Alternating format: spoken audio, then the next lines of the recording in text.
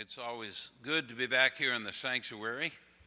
I enjoy teaching Sunday school downstairs, but every now and then it's nice to get above ground and get to enjoy this 9:30 service, see these wonderful children, and this incredible handbell. I've heard handbells, but never like that before. That was great, really powerful. There are two things that I'd like to accomplish this morning. The first has to do with the fact that your senior minister, Clay, and 23 other members of Woodmont are in Guatemala right now on a mission trip. And thanks especially to our youth ministries, we've built 2 houses in Guatemala. And with the money that was raised recently by the youth on the Quats Up flamingos that appeared in your yard, they're going to be able to build 4 more houses down there, which is absolutely wonderful. And add to the fact that over 80 children from Guatemala have been adopted by members of this congregation. So I want to talk about and show the importance of mission trips. And secondly, I hope before you leave here today, you might be familiar with a book in the Bible that maybe you haven't been so familiar with before. Certainly a book that is an inspiration and an example for all of us to show the difference that one person can make. And that book is the book of Titus. And Titus was clearly sent on a mission trip in the early days of the church. In the Old Testament book of Job, there's an interesting observation about life. Job says that man born of a woman is a few days and full of trouble. What do you think about that? We know that Job had more than his share of troubles in life, but what about the rest of us? Is it true that our lives are full of trouble? Although Job's statement to me is a little strongly pessimistic, but based on his experience I can see it, and there are some people who certainly have more than their share of trouble in life.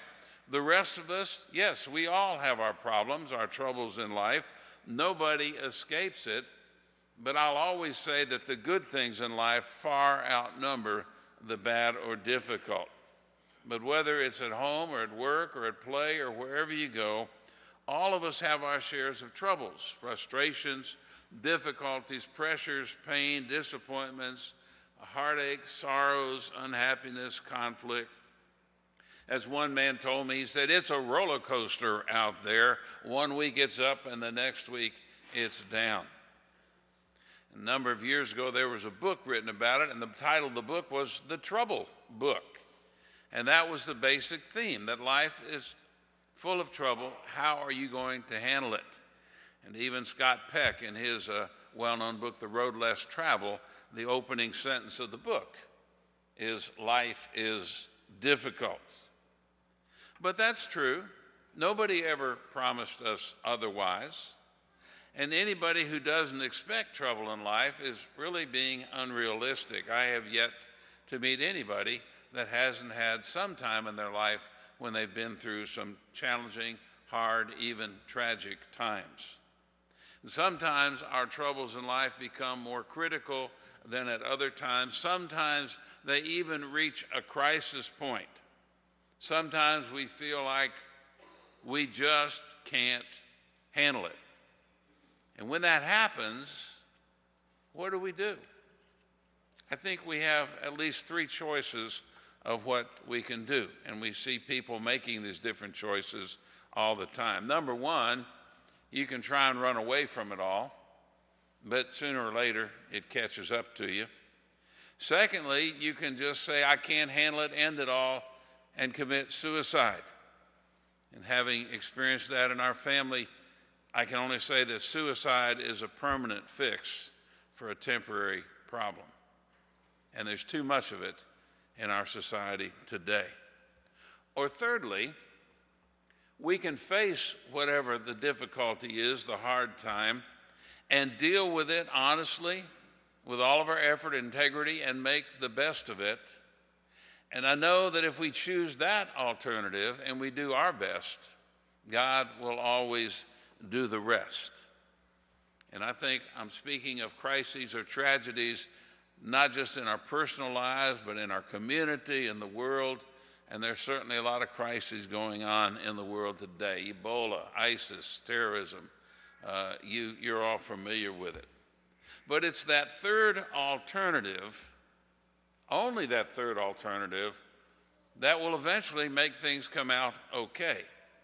It's the third alternative that all of us need to choose when we face difficulty. So I want to look this morning at a book in the Bible, the biblical character of Titus, in whom we see the right way to handle a challenging situation. And I hope that we'll become familiar with Titus and that we will be inspired by his example that will greatly help all of us in dealing with the challenges we face in life. Titus was a very close friend of the Apostle Paul. He accompanied Paul on many of his evangelistic missionary journeys. And Paul had discovered in Titus a person who could handle difficult situations. He'd proven that in Jerusalem. He'd proven that in Corinth, where Paul sent him to straighten out some of the problems that were in the church in Corinth. Titus had done an outstanding job and had shown himself to be someone who could be given a tough assignment. So Paul decides to put Titus to the test, to give him the toughest assignment of all, a very challenging mission trip. Down in the Mediterranean Sea off the coast of Greece, there was an island called Crete. And here the people were rather robust and violent, to say the least. Their lives were certainly not what Christ would want our lives to be. And so Paul decides to send Titus to the island of Crete to take the gospel there, to show them how to live and how life should really be. Now, picture in your mind this situation. Here's Titus. He arrives in Crete. Here he was in a strange land where the people, we're told in chapter 1, verse 7, are very arrogant, quick-tempered, drunkards, and greedy for gain. The Titans are described as insubordinate, empty talkers, and deceivers. And even one of their own people says they are always liars, evil beasts, and lazy gluttons. That's pretty harsh. So picture Titus on this island of Crete, walking the streets, looking for something good, but only finding people like this. What would you do in such a situation? What did Titus do? Well, obviously, the first thing Titus does is write to the Apostle Paul and say, why in the world did you send me to this place? What did you expect me to do in a place like this? And what we have in the short letter of Titus in the New Testament is Paul's response back. We're hearing the response to what Titus obviously asked Paul. And he writes back saying he realizes that Crete is not the most desirable place for a Christian to be. It wasn't a situation where Titus would find much good. Paul, knows what the people are like. But here's the key statement, verse 5, chapter 1, that Farrell just read. This is exactly why I left you there, that you might amend what is defective, that you might put in order what is obviously out of order right now. He tells Titus not to shrink from a difficult situation, not to try and run away from it, but to face it squarely and make the best of it. He says there is much to do in Crete. It is a great challenge for a Christian to be in such a hostile environment. And although things don't look so good right now, Titus should tackle the situation and work hard to make it a better situation in which much goodness and joy might be found.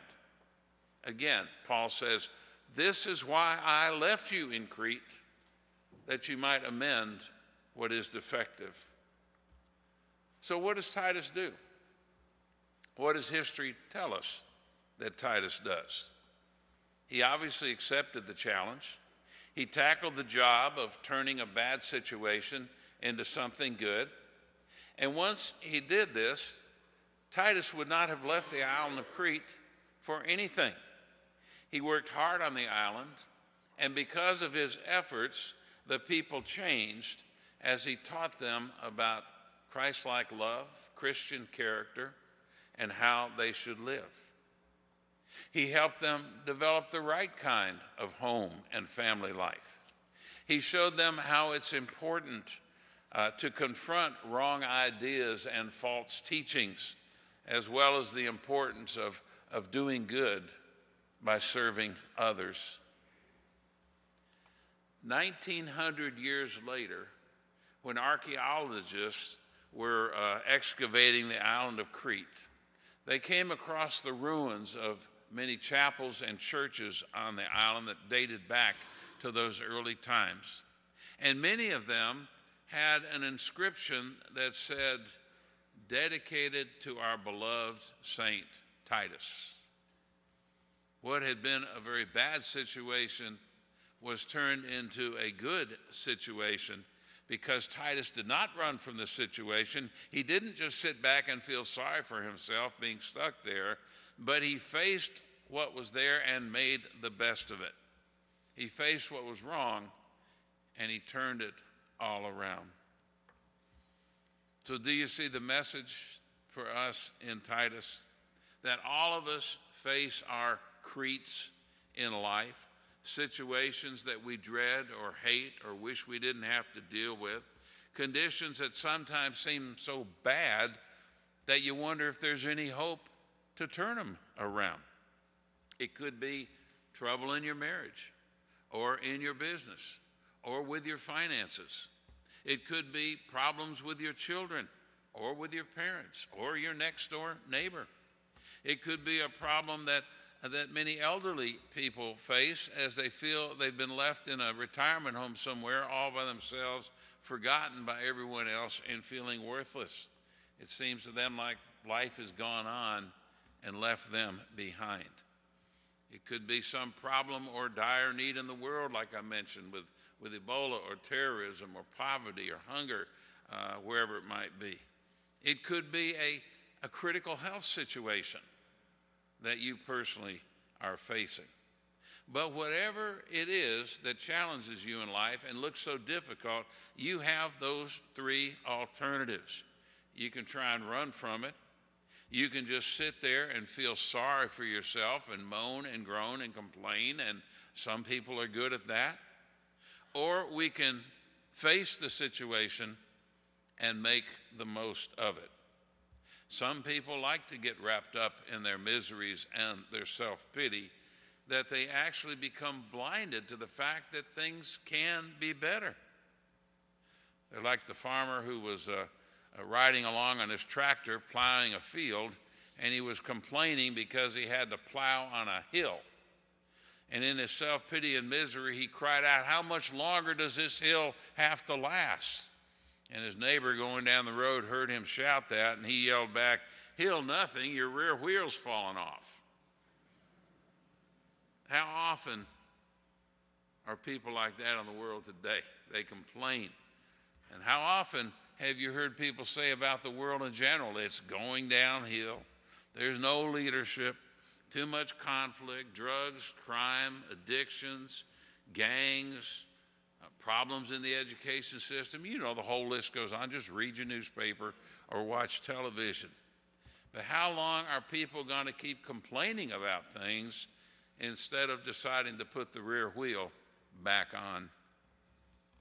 Over the years, I've even heard church members and even other ministers complain about the churches where they were, that they were in such a difficult situation and how they wanted to leave and go find the perfect church. And I've always said, hey, if you can find a perfect church, let me know, because I'd join that one too. But there is no such thing. I'd say Woodmont comes as close as any church I've seen. But every church, just like every marriage, every job, every city, everything that has to do with imperfect human beings is going to have its problems. and its challenges and its shortcomings. And so we can either sit back and complain about it, or we can sit back and accept things the way they are, or we can decide to work hard, contribute all that we can, and make the best and turn the situation around. So the question is, will we stay in Crete in order to set things right, or will we run away or close our eyes to them or pretend like they don't exist, or just give up and say, I can't do anything. Sorry, I can't help it. Obviously, Paul's advice to Titus on the island of Crete to amend what is defective is the best advice for every difficult situation in life. That's how I was raised. This is certainly a letter and some advice that every parent ought to share with their children and how to face difficulties in life. Unfortunately, a lot of kids are not getting that message today. But I know that what Paul told Titus was not something original with Paul, but he had heard the teachings of Jesus. He had seen the life, or had heard about what Jesus did. He didn't know Jesus personally, but he had heard certainly about Jesus, and that Jesus was always working to make the best of a difficult situation, just like Titus faced in Crete. And he was teaching us to do the same thing. Whenever there's a bad situation, whenever there's a need, whenever there's a problem or a challenge, don't say, woe is me. Oh, it's so bad. There's just nothing we can do about it. But say, I'm going to give it everything I've got. And I'm going to work hard to improve, to amend what is defective, as Paul writes to Titus. And if we'll do our part, I have no question that God will take care of the rest. It's really kind of a test of our faith and our willingness to deal with hard situations. You remember the story Jesus told about the man who had a wedding feast for his son? So he wanted to have the biggest, best wedding celebration there ever was. He spared no expenses, the best setting, the best food. He sent out invitations to all the leading citizens of the community, and it was going to be such a great day. And then what happened when the time for the wedding came? Nobody that he had invited showed up. Now, how many people would just kind of give up and say, oh, I can't believe it. What a tragedy. But not the story as Jesus told it. Instead of saying that, the man sent his servants back out into the streets and said, just invite everybody you find, anybody and everybody you find, strangers, beggars, the homeless, anybody. And when they all came together, they had a much better celebration than they would have had to begin with. But that's the spirit that Christ teaches us and shows us about life. Whenever we face a tough situation, and we do, tragedy, sorrow, disappointment, frustration, instead of sitting back and saying, woe is me, I'm the only person that has to go through this, and how many times have we seen people say that? Rather than just running away from the situation or trying to deny it or pretend like it doesn't exist, we should face it squarely, tackle it, and make the best of it. And again, I say, if we'll do our part, God will always take care of the rest. And one other thought I want to leave with you this morning. One great spiritual person made this observation, and it is so true. He said, the best friend a person ever had is not ease and comfort, but the stimulus and challenge of a difficult situation that will bring out the very best in that person. Life is that way. It is difficult. It is challenging.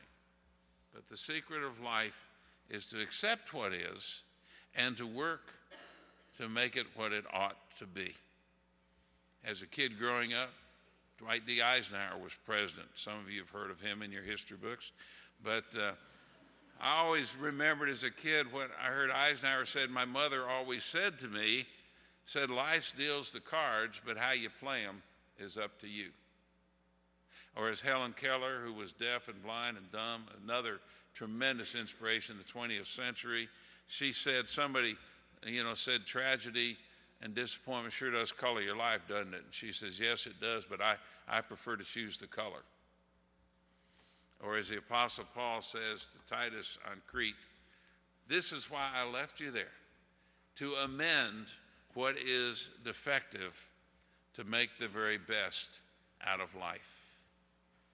And so Clay and 21 other members, 2 had to cancel, 20 other members are in Guatemala, choosing to do what they can to improve a challenging situation. And so I ask you, what about you? Do you choose to make a difference?